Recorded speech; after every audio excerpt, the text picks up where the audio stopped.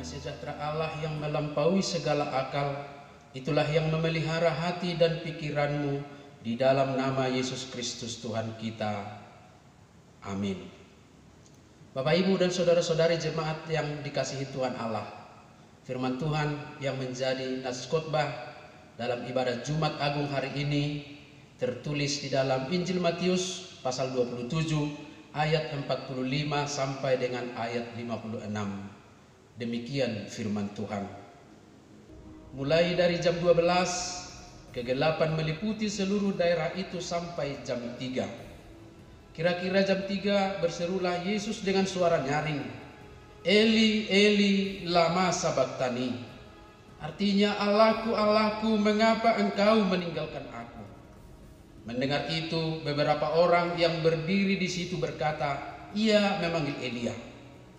Dan segeralah datang seorang dari mereka. Ia mengambil bunga karang, mencelupkannya ke dalam anggur asam, lalu mencucukkannya pada sebatang bulu dan memberi Yesus minum. Tetapi orang-orang lain berkata, jangan, baiklah kita lihat apakah Elia datang untuk menyelamatkan dia. Yesus berseru pula dengan suara nyaring, lalu menyerahkan nyawanya. Dan lihatlah, tabir bait suci terbelah dua dari atas sampai ke bawah, dan terjadilah gempa bumi, dan bukit-bukit batu terbelah, dan kuburan-kuburan terbuka, dan banyak orang kudus yang telah meninggal bangkit. Dan sesudah kebangkitan Yesus, mereka pun keluar dari kubur, lalu masuk ke kota kudus dan menampakkan diri kepada banyak orang. Kepala pasukan dan prajurit-prajuritnya yang menjaga Yesus menjadi sangat takut ketika mereka melihat gempa bumi dan apa yang telah terjadi, lalu berkata, sungguh ia ini adalah anak Allah. Dan ada di situ banyak perempuan yang melihat dari jauh, yaitu perempuan-perempuan yang mengikuti Yesus dari Galilea untuk melayani dia. Di antara mereka terdapat Maria Magdalena dan Maria ibu Yakobus dan Yusuf dan ibu anak-anak Zebedeus. Demikian firman Tuhan. Bapak, Ibu, dan saudara-saudari, nas khotbah kita hari ini adalah bagian akhir dari kisah penyaliban Yesus yang proses kematiannya ditandai dengan berbagai peristiwa yang tidak lazim. Peristiwa-peristiwa inilah yang menjadi jawaban bagi orang-orang di sekitarnya yang tidak percaya akan kemesiasan dan keilahian Yesus pada waktu itu. Dan hari ini, kisah penyaliban ini kita renungkan kembali dengan harapan kita semakin yakin akan kuasanya, sehingga semakin menguatkan dan meneguhkan iman kita menghadapi berbagai pergumulan kehidupan kita, dan terlebih menghadapi kondisi yang kita alami bersama saat ini, yaitu teror pandemik COVID-19 yang seperti roh gentayangan yang sangat sulit dihadapi dan sungguh-sungguh telah merusak semua sisi kehidupan kita saat ini. Karena bisa saja tanpa kita sadari, saudara-saudari, situasi ini bisa menggiring kita untuk mempertanyakan kuasa Allah yang sepertinya membiarkan penderitaan ini berlama-lama terjadi dalam kehidupan kita. Untuk itu, bagaimana kita disadarkan lagi melalui peristiwa Golgota dan akhirnya dikuatkan dan semakin berhikmat menjalaninya tanpa kehilangan iman percaya, sekalipun harus terus berjuang dan berjuang lagi. Oleh karena itu, dari nas kita ini dapat kita lihat beberapa peristiwa yang tidak lazim yang dapat kita maknai. Yang pertama adalah ayat 45. Demikian, mulai dari jam 12, kegelapan meliputi seluruh daerah itu sampai jam 3. Terjadi kegelapan, dan ini bukan peristiwa alam biasa seperti gerhana matahari yang menurut catatan musimnya tidak pernah terjadi dan tidak akan terjadi pada masa Paskah. Ini bukan juga badai pasir yang tidak mungkin menutupi terang matahari. Namun kegelapan selama 3 jam itu adalah suatu pertanda ilahi, yaitu peristiwa kosmis yang menunjuk kepada kematian seorang yang sangat istimewa. Kematian Yesus benar-benar membuat alam terguncang, dan itulah salah satu bukti kuasa keilahiannya. Peristiwa kedua yang dicatat dalam nas kita tertulis dalam ayat 51. Dan lihatlah, tabir bait suci terbelah dua dari atas sampai ke bawah, dan terjadilah gempa bumi, dan bukit-bukit batu terbelah. Tabir bait suci terbelah, yaitu tirai yang memisahkan ruang yang kudus dan ruang yang maha kudus. Untuk memahami ruangan dimaksud ini dapat kita baca dalam Keluaran 26 ayat 33. Di sana dicatat, haruslah tabir itu kau gantungkan pada kaitan penyambung tenda itu, dan haruslah kau bawa tabut hukum ke sana, ke belakang tabir itu, sehingga tabir itu menjadi pemisah bagimu antara tempat kudus dan tempat maha kudus. Peristiwa ini menandakan bahwa korban-korban persembahan yang selama ini dipersembahkan di ruangan di bait suci, di ruangan yang maha kudus, tidak berarti lagi, karena korban persembahan baru melalui kematian Yesus telah menggantikannya.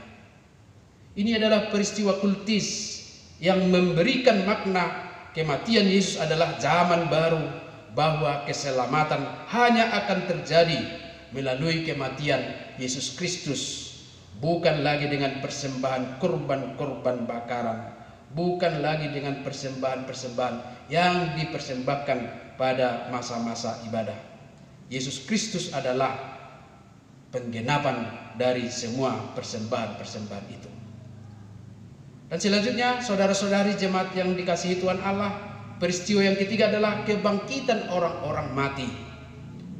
Ini adalah bukti bahwa kematian Yesus menjadi kebangkitan orang-orang mati yang akan hidup bersamanya dalam kekekalan.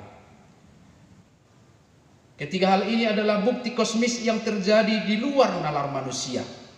Dengan demikian kita diyakinkan bahwa kematian Yesus adalah peristiwa pembaharuan hidup lama, yaitu hidup yang cenderung jatuh ke dalam sebuah kebiasaan yang akhirnya tidak punya makna apa-apa bagi keselamatan manusia kepada kehidupan baru. Tentunya hal ini meyakinkan kita tentang keilahiannya yang sulit dipahami dengan logika, tetapi dapat dipahami dengan iman kita. Selanjutnya kita sudah tahu bahwa Yesus datang sebagai Raja Damai, dan ini perlu dicatat.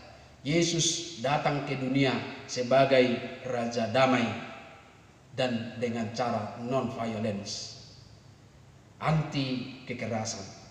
Cara yang demikian adalah cara yang juga tidak lazim pada masa itu untuk sebuah kekuasaan. Sebab sebuah kekuasaan hanya akan dapat diraih dan dipertahankan dengan peperangan.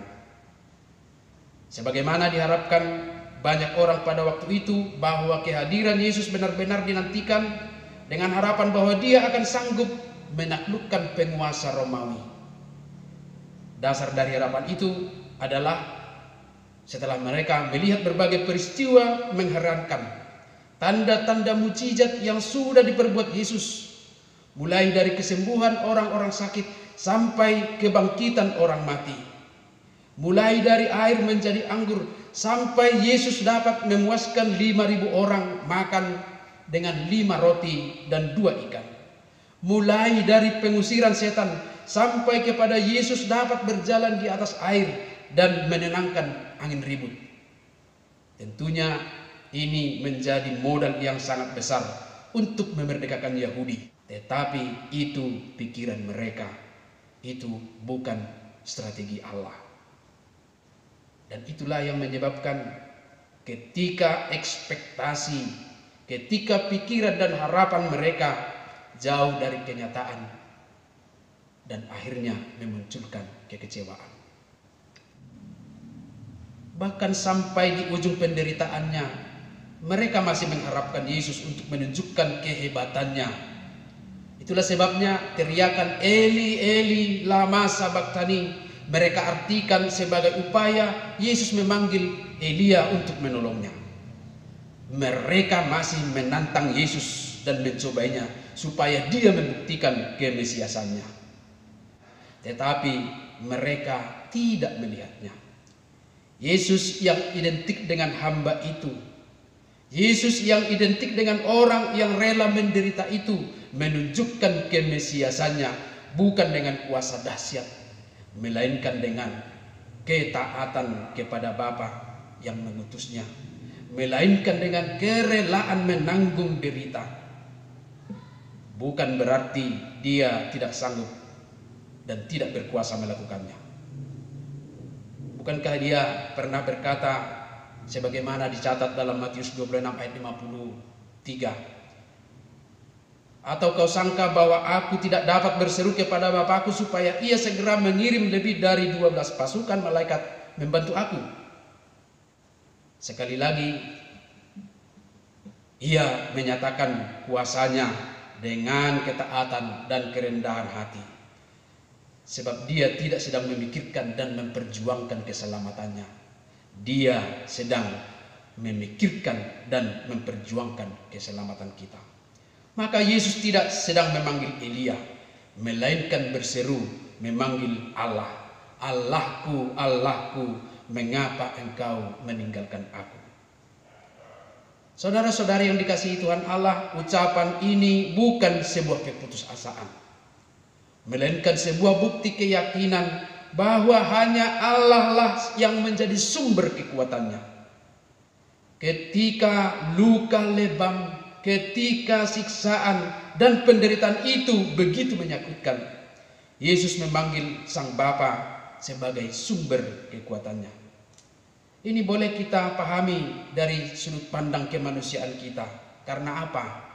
Penderitaan yang luar biasa bisa saja memang membuat seseorang mempertanyakan mengapa Allah yang adalah sumber kekuatan itu seperti jauh. Seperti misalnya Daud yang merasa ditinggalkan Allah, dicatat dalam Mazmur 22 ayat 2 sebagai sumber nubuatan teriakan Yesus dalam nas ini. Tetapi sesungguhnya kita akan memahami seorang yang masih dapat mencari dan memanggil Tuhan dalam kondisi krisis seperti itu adalah pertanda masih meyakini bahwa hanya Allah lah sumber kekuatannya. Maka kalau saat ini kita bergumul, kalau saat ini kita tertekan dan didesak keadaan, tetaplah cari Tuhan, sehingga kekhawatiran dan kepanikan bahkan keputusasaan tidak akan menguasai pikiran kita. Kalaupun hal itu terkadang-kadang muncul, tetapi dia tidak akan berlama-lama tinggal dalam pikiran kita karena kita percaya kepada kuasa Tuhan. Dan selanjutnya Bapak Ibu dan saudara-saudari, dalam nas khotbah kita hari ini dicatat ada orang yang percaya setelah melihat semua peristiwa itu, yaitu kepala pasukan dan prajurit-prajuritnya yang menjaga Yesus. Ketakutan mereka melihat peristiwa alam itu telah membentuk iman mereka untuk mengaku sungguh ia ini adalah anak Allah. Mereka mengaku sungguh Yesus adalah anak Allah. Kita bukan menjadi bagian dari saksi peristiwa ini, sehingga tidak mungkin kita dapat menjadi percaya karena telah melihat hal yang demikian. Sebab itu adalah peristiwa masa lalu yang dicatat oleh sejarah. Tetapi kita akan menjadi percaya oleh karena dunia telah menerima dan hidup dalam tuntunan kebenaran firman Tuhan melalui Alkitab. Sesungguhnya pertanyaan sugesti saat ini layak dipertanyakan kepada kita. Seandainya tidak ada mujizat pada masa pandemik COVID-19 ini, apakah kita masih percaya kepada Yesus? Untuk itu jangan nantikan mujizat, tetapi lakukanlah hal yang patut kita lakukan sebagaimana dihimbau oleh pemerintah dan oleh para medis dengan melakukan tindakan standar medis untuk merespon keadaan ini, karena mungkin Tuhan menghendakinya demikian. Tuhan menghendaki peran kita dalam kondisi ini. Jemaat yang dikasihi Tuhan, melalui peringatan peristiwa penyaliban Yesus yang kita rayakan hari ini, kita juga akan semakin memahami kondisi saat ini dan juga semakin berhikmat meresponnya. Yang pertama adalah Allah tidak senang meninggalkan kita. Harus yakinkan diri. Maka kita tidak perlu menantang supaya Allah secara ajaib datang menghalau segala penderitaan kita, termasuk menghalau COVID-19 ini. Jangan mencobai Allah, tetapi percayakan sepenuhnya bagaimana Ia akan bertindak seturut rencananya, yang walaupun terkadang tidak masuk akal dan mungkin menurut ukuran kita terlalu berlama-lama, bahkan seperti enggan menolong kita. Sekali lagi, percaya Allah tidak meninggalkan kita. Ia sudah menunjukkan kasih-Nya dengan memberikan anaknya yang tunggal bagi keselamatan kita. Maka hal apa yang tidak akan dilakukannya untuk menyelamatkan hidup kita? Yang penting bagi kita adalah selalulah membaharui diri, selalulah mengevaluasi diri. Kita semua adalah orang-orang yang berdosa. Maka dalam kondisi yang tidak lazim ini, kita perlu introspeksi diri. Siapa tahu kemapanan hidup, kenyamanan yang dinikmati sebagian orang sekarang ini telah menutup mata hati kita kepada ketidakberesan dunia ini. Saya tidak akan jelaskan ketidakberesan ini. Saya yakin kita semua tahu itu. Intinya adalah kesenjangan sosial yang terjadi saat ini dan hidup keagamaan yang lebih cenderung dipolarisasi sesuai kepentingan pimpinan agamanya, bukan kehendak Allah, termasuk di dalamnya isu agama yang menjadi modal besar bagi politikus-politikus busuk untuk mencapai tujuannya. Maka tidak salah kalau dari sisi upaya pembaharuan diri kita merasa bahwa Allah menegur kita, sekalipun kondisi ini mungkin adalah ulah manusia. Tetapi kita dapat memaknainya sebagai waktu dan media yang sangat tepat untuk sebuah perenungan, untuk membaharui diri dan akhirnya melakukan pertobatan. Yang kedua adalah kita akan memenangkan pergumulan ini sehingga kita selamat dan kita tidak jatuh ke dalam dosa. Kita harus yakinkan diri. Namun menjaga hati supaya tetap taat dan setia, itulah yang utama. Sebab demikianlah Kristus yang dalam penderitaannya tetap setia kepada Sang Bapa yang mengutusnya, hingga Dia sampai kepada kemuliaannya.